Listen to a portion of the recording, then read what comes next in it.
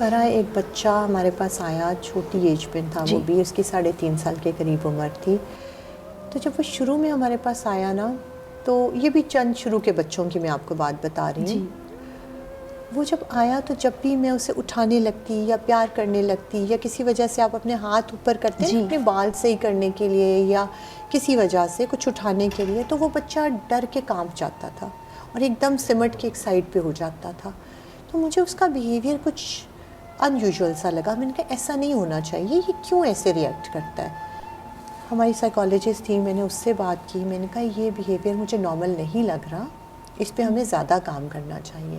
اس پہ پھر اس نے میں خود بھی سائیکالوجسٹ ہوں جیسا کہ آپ جانتی ہیں.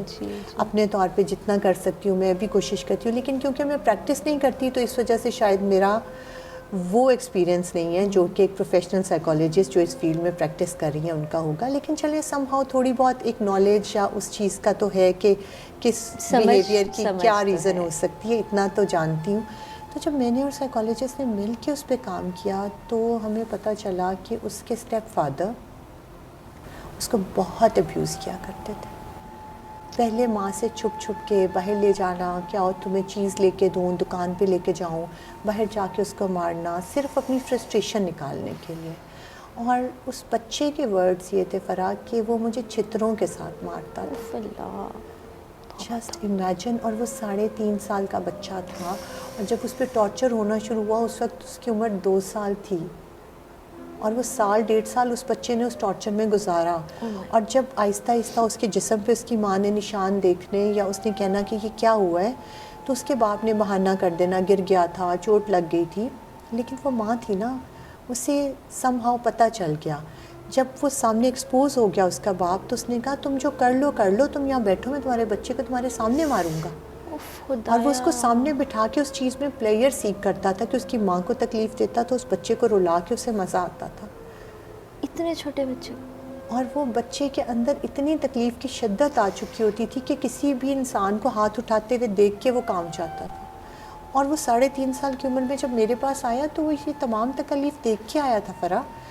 تو ہم ایسے بچوں سے کیا ایکسپیکٹ کریں گے کہ اگر ہم ان کی تربیت ٹھیک نہیں کریں گے، کل کو جب ان کے پاس پاور آئے گی وہ لوگوں سے اپنی محرومی کا بدلہ نہیں لیں گے کیا؟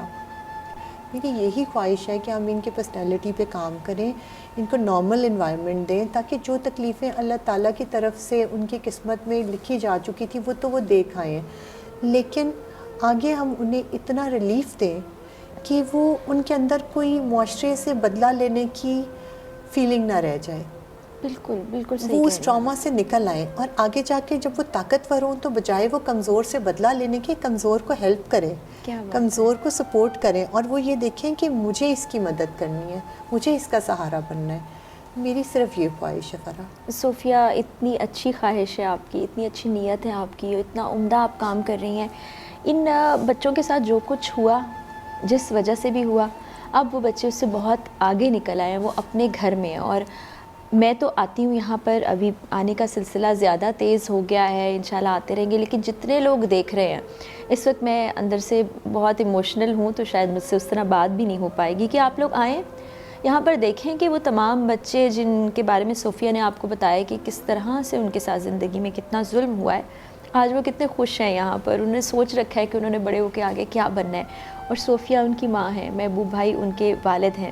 آپ ایک بار آئیں تو صحیح، باقی کچھ کرنا نہ کرنا وہ تو اللہ کی رضا ہے، اللہ تعالیٰ جس کو توفیق دیتا ہے وہ کر سکتا ہے. لیکن آپ ایک بار آئیں، دیکھیں، آپ کو اتنا سکھ اور اطمینان محسوس ہوگا جیسے ہمیں ہوتا ہے. صوفیہ، آپ کا بہت شکریہ. اللہ تعالیٰ آپ کو اسی طرح استقامت دیے رکھے، آپ اسی طرح کام کرتی رہیں. اور صوفیہ سے جب بھی میں ملتی ہوں مجھے بہت اچھی انرجی ملتی ہے، ایک سکون اور اطمینان ملتا ہے. اور جو یہ کام کر رہی ہیں اس کو بتانے کے لیے میرے پاس الفاظ نہیں ہیں. آپ نے دعاؤں میں بھی یاد رکھنا ہے صوفیہ کو، سینٹر پہ آنا بھی ہے. ان بچوں کو کچھ اور نہیں دے سکتے تو اپنا وقت ضرور دینا ہے. اجازت دیجیے گا. اللہ حافظ.